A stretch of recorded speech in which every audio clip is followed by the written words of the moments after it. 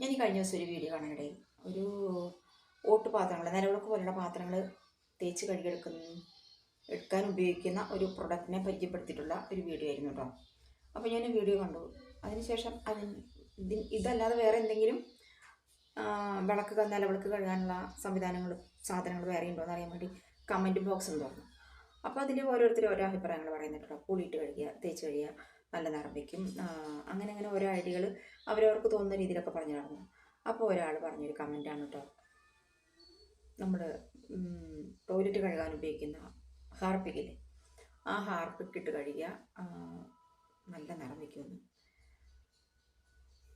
എന്താ അല്ലേ, ഹാർപ്പിക്കെന്ന് കേൾക്കുമ്പോൾ തന്നെ അറിയാം നമുക്കത് എന്തിനുപയോഗിക്കുന്നതാണ്, ടോയ്ലറ്റ് കഴുകാൻ വേണ്ടി ഉപയോഗിക്കുന്നതാണ്. അപ്പോൾ ആ ഹാർപ്പിക്ക് ഉപയോഗിച്ചിട്ട് നിലവിളക്ക് കഴുകാൻ പറ്റും, നല്ല നിറം വയ്ക്കും എന്ന് പറയുമ്പോൾ ആ പേര് കേൾക്കുമ്പോൾ തന്നെ നമുക്കറിയാം അത് ടോയ്ലറ്റ് കഴുകാനുള്ളതാണ്. നിലവിളക്ക് നമ്മൾ കഴുകാനായിട്ട് അത് ഉപയോഗിക്കാൻ പാടുണ്ടോ? അതുപോലെ തന്നെ കുറച്ച് ആളുകളൊക്കെ പറയും കേട്ടോ, നമ്മൾ കറി വയ്ക്കാനായിട്ട് അടുക്കളയിൽ വെളിച്ചെണ്ണ സൂക്ഷിക്കും. അപ്പോൾ ഈ പാക്കറ്റിലൊക്കെ വാങ്ങുന്ന വെളിച്ചെണ്ണ കുറച്ച് നാൾ കഴിയുമ്പോഴത്തേക്കും അതിൻ്റെ അടിമട്ട് ഊറി വരും, കക്കൻ എന്നൊക്കെ പറയും ചിലർ.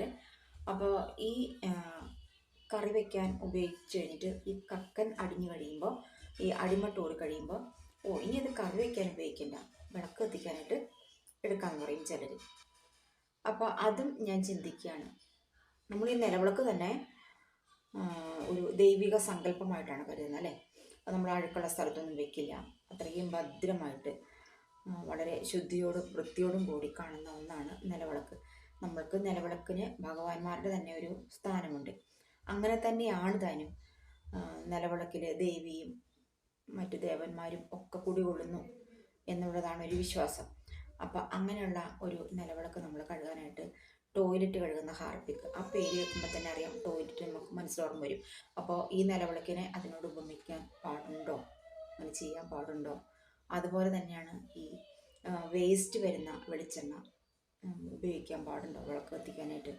അപ്പോൾ നമ്മളിപ്പോൾ കടയിൽ നിന്ന് ഇത്തിരി വെളിച്ചെണ്ണ വാങ്ങിക്കൊണ്ട് വന്നാൽ തന്നെ ആദ്യം നമ്മൾ എന്ത് ചെയ്യും, ഈ വെളിച്ചെണ്ണ തന്നെ വിളക്ക് കത്തിക്കാൻ ഉപയോഗിക്കുന്ന ആൾക്കാരുണ്ട്. അപ്പോൾ ആദ്യം വിളക്ക് കത്തിക്കാനുള്ള കുപ്പിയിലേക്ക്, ആ വിളക്ക് കത്തിക്കാൻ വേണ്ടി നമ്മളൊരു കുപ്പിയിൽ വെളിച്ചെണ്ണ കരുതുമല്ലോ, ആ വെളിച്ചെണ്ണ കഴിഞ്ഞിട്ടുണ്ടെങ്കിൽ, അത് കഴിയാറായിട്ടുണ്ടെങ്കിൽ നമ്മൾ പുതിയത് വാങ്ങിക്കൊണ്ടിരുമ്പോൾ ആദ്യം അതിലാണ് ഒഴിച്ച് വയ്ക്കുക, എന്നിട്ടാണ് ബാക്കി അടുക്കളയിലേക്ക് എടുക്കുകയുള്ളൂ. പക്ഷേ പകരം ചില ആളുകൾ പറയുന്നത് അടുക്കളയിലെ ബാലൻസ് വരുന്ന അടിമട്ട് ഊറിയ ആ വെളിച്ചെണ്ണ വിളക്ക് കത്തിക്കാനായിട്ട് ഉപയോഗിക്കാം, അത് ഇനി കറി വയ്ക്കാനായിട്ട് എടുക്കണ്ട, നമുക്ക് വിളക്ക് കത്തിക്കാനായിട്ട് ഉപയോഗിക്കാമെന്ന്. പക്ഷെ അങ്ങനെയൊന്നും ചെയ്യാൻ പാടില്ല.